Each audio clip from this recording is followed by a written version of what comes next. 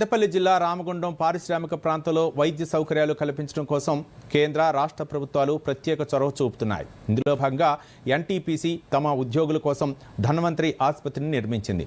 సింగరేణి సైతం 150 పడకల ఆసుపత్రిని నిర్మించి వైద్య సౌకర్యాలు కల్పిస్తోంది. కేంద్ర ప్రభుత్వం సైతం ఇటీవల కాంట్రాక్టు ఉద్యోగుల కోసం 100 పడకల ఈఎస్ఐ ఆసుపత్రి నిర్మాణానికి అనుమతి మంజూరు చేసింది.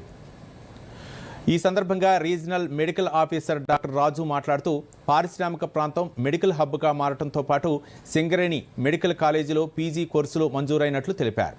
కేంద్ర రాష్ట్ర ప్రభుత్వాలతో పాటు సింగరేణి ఎన్టీపీసీ సంస్థల సహకారంతో పారిశ్రామిక ప్రాంతంలో వైద్య సదుపాయాలు మెరుగుపరుస్తున్నట్లు స్థానిక ఎమ్మెల్యే మక్కాన్ సింగ్ రాజ్ ఠాకూర్ తెలిపారు.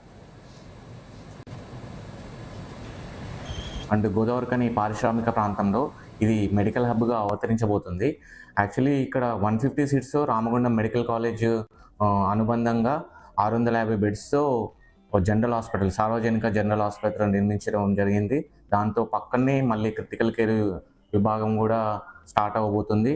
అండ్ దీనికి అనుబంధంగా దానికి కావాల్సిన 60 సీట్లతో నర్సింగ్ కాలేజ్ కూడా స్టార్ట్ అయింది. 1 ఇయర్ అయిపోతుంది. ఇప్పుడు ఈ మెడికల్ కాలేజ్కి అనుబంధంగా కూడా ఇంకొక 4 బ్రాంచులు పీజీ కూడా అప్లై చేస్తాం. అది orthopaedics and gynaec and biochemistry and emergency విభాగం, అంటే ఎమర్జెన్సీ క్రిటికల్ కేర్ విభాగంకి చాలా ఇంపార్టెన్స్ ఉంది కాబట్టి ఫ్యూచర్లో ఇక్కడ పారిశ్రామిక కాబట్టి ఎమర్జెన్సీ విభాగం కూడా పీజీ సీట్లు అప్లై చేయడం జరిగింది. ఈరోజు మెడికల్ కాలేజ్ పూర్తి చేయడం, దాంతోపాటు ప్రత్యేకంగా రామగుండంలో ప్రభుత్వ హాస్పిటల్ని మెడికల్ కాలేజ్ అనుసంధానం చేస్తూ, సింగరేణి హాస్పిటల్ని అనుసంధానం చేస్తూ ఈ ప్రాంతంలోనే ఉత్తర తెలంగాణ అతిపెద్ద ఒక మెడికల్ హబ్గా, అంటే ఒక ఆరోగ్య కేంద్రంగా చేసే ప్రయత్నం చేస్తూ ఉన్నాం. చాలా అత్యద్భుతంగా ఇంకా రివైజ్ చేసి మార్చురీతో పాటు అనేక రకాలుగా అటువంటి మిషనరీ, తర్వాత రూమ్స్, ఏరియాను బిల్డప్ చేస్తూ అలా కొత్తగా నిధులు ఏర్పాటు చేస్తూ ఉన్నాం.